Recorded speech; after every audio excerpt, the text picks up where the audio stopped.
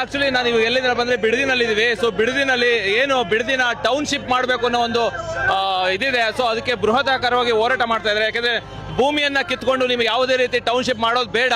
So ನಮ್ಮ ರೈತರಿಗೆ ಯಾವುದೇ ರೀತಿ ಅನ್ಯಾಯ ಆಗೋದು ಬೇಡ. ಎಷ್ಟು ಕೋಟಿ ಕೊಟ್ಟರು ನಮ್ಗೆ ಈ ಚಿನ್ನದ ಭೂಮಿ ನಮಗೆ ಸಿಗೋದಿಲ್ಲ ಅನ್ನೋ ಒಂದು ರೈತರ ಜೊತೆ ಬೆಂಬಲವಾಗಿ ನಿಂತಿರ್ತಕ್ಕಂಥ KRS ಪಕ್ಷ ಇಲ್ಲಿದೆ.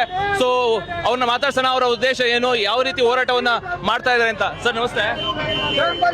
ಈಗ ನೀವು ನೋಡ್ತಾ ಇರೋ ಹಾಗೆ ಇದೊಂದು ಬೃಹತ್ ಬೈಕ್ ಜಾಥಾ ಬಿಡದಿ ಭಾಗದಲ್ಲಿ ಏನು ಇವತ್ತು ಈ ಭ್ರಷ್ಟ ರಾಜಕಾರಣಿಗಳು ತಮ್ಮ ಹಣದ ದಾಹಕ್ಕಾಗಿ ಇಲ್ಲಿಯ ಪ್ರಾಮಾಣಿಕ ರೈತರನ್ನ ಫಲವತ್ತಾದ ಭೂಮಿಯಲ್ಲಿ ತಮ್ಮ ಬದುಕನ್ನ ಸ್ವಾವಲಂಬಿ ಬದುಕನ್ನ ಕಟ್ಟಿಕೊಂಡಿರುವಂತಹ ಈ ಭಾಗದ ಸಾವಿರಾರು ರೈತರನ್ನ ಒಕ್ಕಲೆಬ್ಬಿಸುವ ಅವರ ಬದುಕನ್ನ ಹಾಳು ಮಾಡುವಂತಹ ಕೆಲಸವನ್ನ ಕೆಲವು ದುಷ್ಟ ರಾಜಕಾರಣಿಗಳು ಮಾಡ್ತಾ ಇದ್ದಾರೆ.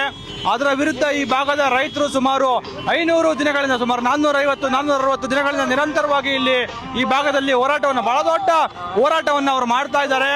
ಆದ್ರೆ ಈ ಪ್ರಜಾಪ್ರಭುತ್ವ ವ್ಯವಸ್ಥೆಯಲ್ಲಿ ಸರ್ವಾಧಿಕಾರಿಗಳು ಯಾವ ಮಟ್ಟಕ್ಕೆ ಇಳಿದಿದ್ದಾರೆ ಅಂತ ಅಂದ್ರೆ, ನೀವು ಏನ್ ಬೇಕಾದ್ರೂ ಮಾಡ್ಕೊಳ್ಳಿ, ನೀವು ಎಂತ ಹೋರಾಟ ಬೇಕಾದ್ರೂ ಮಾಡ್ಕೊಳ್ಳಿ, ನಾವು ಮಾಡೋದನ್ನೇ ಮಾಡ್ತೀವಿ, ನಾವು ಇಲ್ಲಿ ಟೌನ್ಶಿಪ್ ಅನ್ನ ಮಾಡ್ತೀವಿ, ಅದು 25,000 ಕೋಟಿ ಆಗ್ಲಿ ಅಥವಾ 30,000 ಕೋಟಿ ಆಗ್ಲಿ, ನಾವು ಅದನ್ನ ಮಾಡ್ತೀವಿ, ನಿಮ್ಮನ್ನ ಒಕ್ಕಲೆ ಬರ್ತೀವಿ ಅನ್ನುವಂತ ದುರಹಂಕಾರದ ದರ್ಪದ ಧೋರಣೆ ಏನಿದೆ, ಇದರ ವಿರುದ್ಧ ಇಲ್ಲಿ ಪ್ರಾಮಾಣಿಕ ರೈತರು ಇವತ್ತು ಹೋರಾಟವನ್ನ ಮಾಡ್ತಾ ಇರುವಂತದ್ದು. ಅಂತಹ ಒಂದು ಪ್ರಾಮಾಣಿಕ ರೈತರ ಹೋರಾಟವನ್ನ ಬೆಂಬಲಿಸಿ ಇವತ್ತು ಕರ್ನಾಟಕ ರಾಷ್ಟ್ರ ಸಮಿತಿ ಪಕ್ಷದ ವತಿಯಿಂದ ನಾವು ಸಾವಿರಾರು ಸೈನಿಕರು ಇವತ್ತು ಬಿಡದಿ ಬೈರಮಂಗಲ ಚಲೋ ಅನ್ನುವಂತಹ ಒಂದು ಹೋರಾಟವನ್ನ ಜಾಥಾವನ್ನ ನಾವು ಇವತ್ತು ಹಮ್ಮಿಕೊಂಡಿದ್ದೀವಿ. ಆ ಜಾಥಾ ನಡೀತಾ ಇದೆ. ಯಾವ ರೀತಿ ಹೋರಾಟ ನಡೀತಾರೆ ಅಂದ್ರೆ ರೈತರು ಯಾವ ರೀತಿ ಬೆಂಬಲ ಕೊಡ್ತಾ ಇದ್ದಾರೆ ನಿಮ್ಗೆ? ನಾನು ಆಗ್ಲೇ ಹೇಳಿದಾಗೆ ರೈತರು ಇಲ್ಲಿ 450 ದಿನಗಳಿಂದ ಹೋರಾಟವನ್ನ ಮಾಡ್ತಾ ಇದ್ದಾರೆ. ದಿನನಿತ್ಯ ಇವತ್ತು ಈ ತರದ ಒಂದು ರ್ಯಾಲಿ ಪಾದಯಾತ್ರೆ ಈ ಭಾಗದಲ್ಲಿ ನಡೀತಾ ಇದೆ. ಆದ್ರೆ ಇವತ್ತು ಪ್ರಜಾಪ್ರಭುತ್ವ ವ್ಯವಸ್ಥೆಯಲ್ಲಿ ಪ್ರಜೆಗಳಂದ್ರೆ ಜುಜುಬಿ, ಅವರು ನಾಲಾಯಕು ಪ್ರಜೆಗಳು. ಅವ್ರು ಏನಾದ್ರೂ ಹೇಳಿ ಅವರ ಅಭಿಪ್ರಾಯ ಮುಖ್ಯ ಅಲ್ಲ. ನಾವು ಚುನಾವಣೆಯಲ್ಲಿ ಗೆದ್ದು ಬಂದಿರುವಂತವ್ರು, ಹಣ ಕೊಟ್ಟು ಎಂಡ ಕುಡಿಸಿ ಗೆದ್ದು ಬಂದಿರುವಂತವ್ರು, ನಾವು ಇಲ್ಲಿ ಪ್ರಭುಗಳು ಅನ್ನುವಂತ ಧೋರಣೆಯಲ್ಲಿ ಇವತ್ತು ಸರ್ಕಾರ ಇದೆ. CM ಏನಿವತ್ತು DK ಶಿವಕುಮಾರ್ ಅವರು ಒಂದ್ ರೀತಿಯಲ್ಲಿ ಈ ಭಾಗದಲ್ಲಿ ನಿರಂತರವಾಗಿ ನಮಗೆ ಇಂದಿನ ಒಂದು ಇತಿಹಾಸವನ್ನ ನೋಡಿದಾಗ 94ನೇ ಇಸ್ವಿಯಲ್ಲೂ ಕೂಡ ಇವರು ಇಲ್ಲೊಂದು 10,000 ಎಕರೆಯನ್ನ ರೈತರ ಭೂಮಿಯನ್ನ ಜಪಾನ್ ಕಂಪನಿಗೆ ಕೊಡೋದಿಕ್ಕೆ ಮುಂದಾಗ್ತಾರೆ. ಅವತ್ತು ಕೂಡ ಅಂದಿನ ರೈತ ಹೋರಾಟಗಾರರಾದಂತಹ ನಂಜುಂಡಸ್ವಾಮಿ ಅವರ ನೇತೃತ್ವದಲ್ಲಿ ಇಲ್ಲಿ ಬಹಳ ದೊಡ್ಡ ಹೋರಾಟ ನಡೆದು ಆ ಒಂದು ಏನು ಕೆಲಸಕ್ಕೆ ಅವರು ಕೆಲಸದಿಂದ ಹಿಂದೆ ಸರಿತಾರೆ. ಈಗಲೂ ಕೂಡ ಈ ಭಾಗದಲ್ಲಿ ಬಹಳ ದೊಡ್ಡ ಒಂದು ಆಕ್ರೋಶ ವಿರೋಧ ಇಲ್ಲಿ ವ್ಯಕ್ತ ಆಗಿದೆ. ಈ ಒಂದು ಇವತ್ತು ರೈತರು ಬಹಳ ಮುಖ್ಯವಾಗಿ ಇಲ್ಲಿ ರೈತರು ಡಿಸೈಡ್ ಆಗಿದ್ದಾರೆ, ನಾವು ನೀವೇನೇ ಮಾಡ್ಕೊಂಡ್ರು ನಾವು ನಮ್ಮ ಜಮೀನನ್ನ ಯಾವುದೇ ಕಾರಣಕ್ಕೂ ನಿಮ್ಗೆ ಕೊಡೋದಿಲ್ಲ ಅನ್ನುವಂತ ಮಾತನ್ನ ಇವತ್ತು ರೈತರು ಹೇಳ್ತಾ ಇದ್ದಾರೆ. ಅದು ನಿಜಕ್ಕೂ ಈ ಹೋರಾಟಕ್ಕೆ ಇರುವಂತ ಶಕ್ತಿ.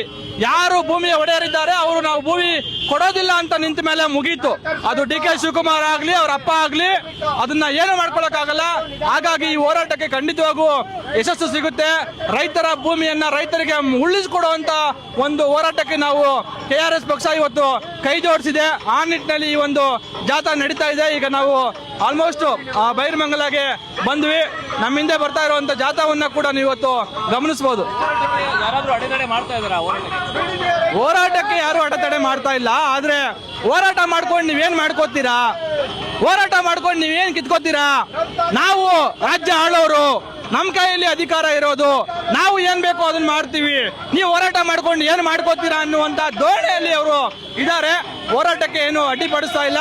ಸಣ್ಣ ಪುಟ್ಟದಾಗಿ ಪೊಲೀಸರು ಕಿರಿಕಿರಿ ಮಾಡೋದು ಬಿಟ್ರೆ ಬಹುತೇಕವಾಗಿ ಯಾರೂ ಇಲ್ಲಿ ಅಡ್ಡಿಪಡಿಸ್ತಾ ಇಲ್ಲ. ಇಡೀ ರಾಜ್ಯದ ಜನ ಬಿಡದಿಯ ಭೂಮಿ ಎಂತದ್ದು, ಎಷ್ಟು ಫಲವತ್ತಾಗಿರುವಂತ ಈ ಭೂಮಿ, ಇಲ್ಲಿ ಯಾವ ರೀತಿಯಾಗಿ ಇವರು ಇಂಥ ಫಲವತ್ತಾದ ಭೂಮಿಯನ್ನ ವಶಪಡಿಸಿಕೊಂಡು ಇಲ್ಲಿ ಮನೆಗಳನ್ನ ಕಟ್ಟೋದಿಕ್ಕೆ ಹೊರಟಿದ್ದಾರೆ ಅನ್ನೋದು ಈಗಾಗಲೇ ಬಿಡದಿಯ ಜನರಿಗೆ ಹಾಗೆ ರಾಜ್ಯದ ಜನರಿಗೆ ಇವತ್ತು ಗೊತ್ತಾಗಿದೆ. ಹಾಗಾಗಿ